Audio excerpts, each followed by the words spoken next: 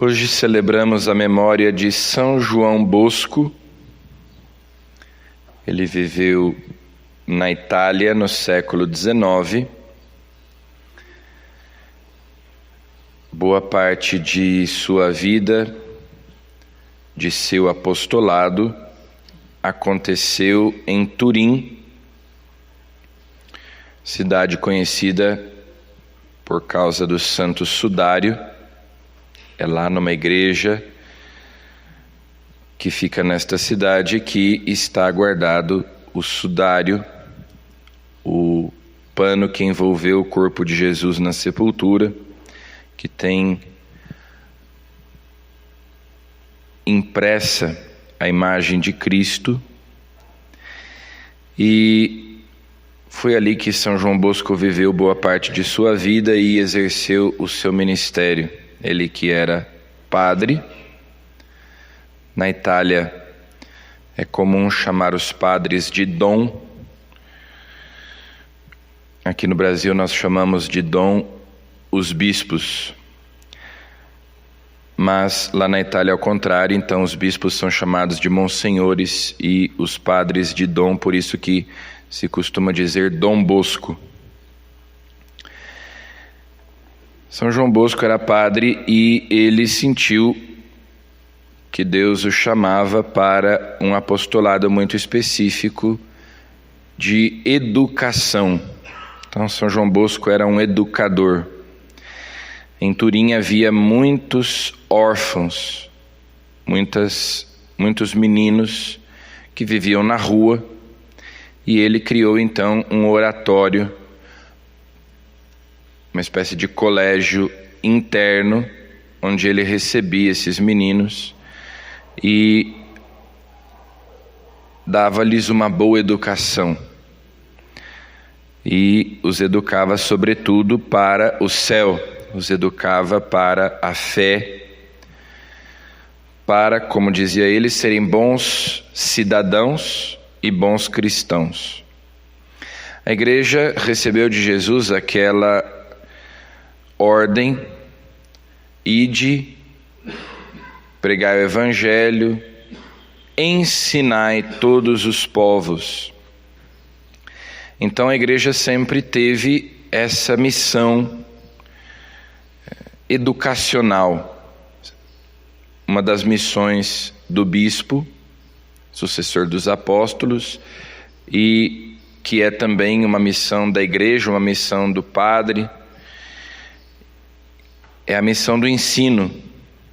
O bispo tem a missão de ensinar, de santificar e de governar. E a igreja sempre entendeu que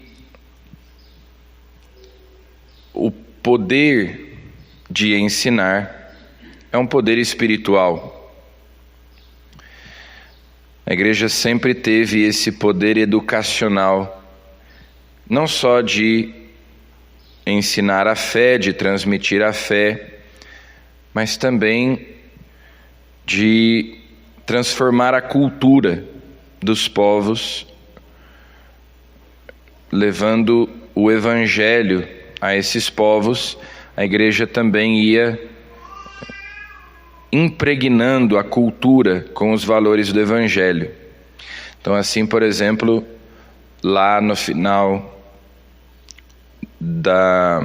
do mundo antigo, no começo da Idade Média, a igreja foi evangelizando e ao mesmo tempo educando os bárbaros, os povos que viviam à margem do Império Romano. Aqui no Brasil, os jesuítas vieram educar os índios, transmitir para eles a cultura, ensinar-lhes outra língua, e a própria língua que os indígenas falavam não tinha escrita. Padre José de Anchieta faz a primeira gramática da língua tupi, e a igreja sempre entendeu que era importante esse seu poder espiritual de ensinar. Foi o que São João Bosco fez. São João Bosco foi então um grande educador, sobretudo dos jovens, dos adolescentes, das crianças, especialmente dos mais pobres, daqueles que ali em Turim eram órfãos, viviam nas ruas, mas também outros meninos que iam se unindo a ele para serem educados, como São Domingos Sávio, por exemplo, que era de uma família de camponeses, queria ser padre e é acolhido por São João Bosco para estudar ali no oratório. Então hoje nós celebramos a memória desse santo que é padroeiro dos educadores, daqueles que se dedicam a evangelizar os jovens, as crianças. A carta aos Hebreus, que nós temos ouvido, nos lembra que nós estamos rodeados por uma nuvem, por uma multidão de testemunhas. São os santos. Ele vem citando os exemplos dos grandes homens do passado, lá do Antigo Testamento. E nós temos também tantos santos e santas que viveram antes de nós e que são para nós essa multidão, essa nuvem de testemunhas que nos encorajam, que nos inspiram, nos animam para nós vivermos a nossa fé. Então ele diz, considerando que nós temos tantos exemplos, tantos modelos, deixemos de lado o que nos pesa e o pecado que nos envolve, empenhemo-nos com perseverança no combate que nos é proposto com os olhos fixos em Jesus, quem nós começa e completa a obra da fé. Ele é o autor, o iniciador da nossa fé. Como diz São Paulo, aquele que nos chamou é fiel, e nós temos confiança de que Ele vai completar em nós a obra começada. Ele vai dar acabamento àquilo que Ele começou em nós. Ele, Jesus, em vista da alegria que lhe foi proposta, suportou a cruz, não se importando com a infâmia, e assentou-se à direita do trono de Deus. Ele termina dizendo, vós ainda não resististes até o sangue na vossa luta contra o pecado. Então, ele diz, mantenhamos os olhos fixos em Jesus. Nós estamos cercados por tantas testemunhas, pelos santos de Deus, e nós vemos que vale a pena nós nos dedicarmos a Deus. Então precisamos travar esse combate com decisão e resistir até o sangue na luta contra o pecado para alcançarmos o prêmio, a herança eterna. E no Evangelho nós temos esses dois episódios que estão em todos os Evangelhos, nos Evangelhos sinóticos.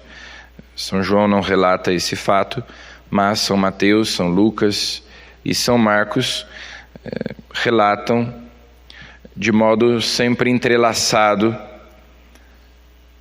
a cura da mulher hemorroísa e dessa filha de Jairo, que é praticamente uma ressuscitação, né?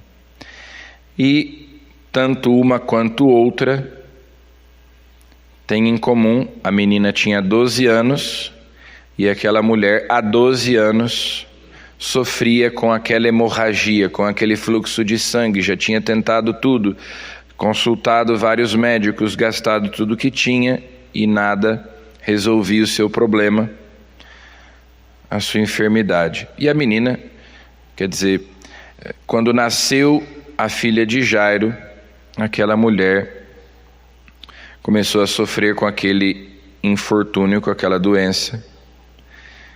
Jesus vai indo para curar a filha de Jairo e no meio do caminho acontece a cura daquela mulher chega a notícia de que a menina tinha morrido e Jesus vai com Pedro, Tiago e João até a casa dela.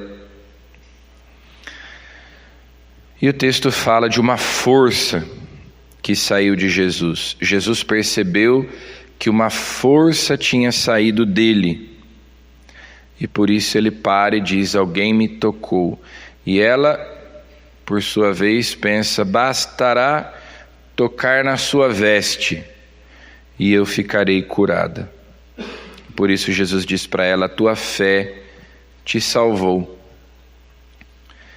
Os padres da igreja sempre diziam que os sacramentos são forças que saem do corpo de Cristo. Então nós, nos sacramentos, especialmente na Eucaristia, que é o sacramento dos sacramentos, por ser o sacramento do corpo de Cristo, e já que os sacramentos são forças que saem do corpo de Cristo, o corpo de Cristo que é a igreja, mas a Eucaristia é o sacramento desse corpo, então por isso ela é o sacramento dos sacramentos. Essas forças nos atingem, nos tocam por meio dos sacramentos, especialmente da Eucaristia. Nós podemos, como aquela mulher, tocar em Jesus, ser curados por Ele. E no caso da menina, que é ressuscitada por Jesus, o texto termina dizendo que Ele logo segurou a menina pela mão, mandou que ela se levantasse, que é um gesto de ressurreição, né? Em grego, ressuscitar significa levantar-se. E no final, Jesus manda dar de comer a ela. E é assim que acontece também na nossa vida cristã. O sacramento do batismo é para nós uma ressurreição. Jesus nos ressuscita, nos dá uma vida nova. Depois somos fortalecidos pela crisma e Jesus nos dá de comer, Ele nos alimenta na Eucaristia.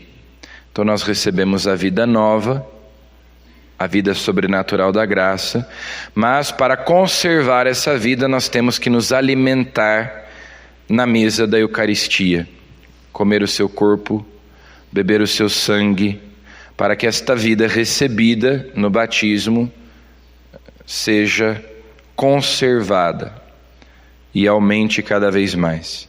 Então nós que estamos celebrando a Eucaristia, peçamos a Jesus que Ele nos alimente, que nós sejamos nutridos pela Sua palavra, pelo Seu corpo e sangue, para conservarmos a vida sobrenatural da graça, Ele que nos ressuscitou e que a força de Cristo nos seja comunicada por meio dos seus sacramentos.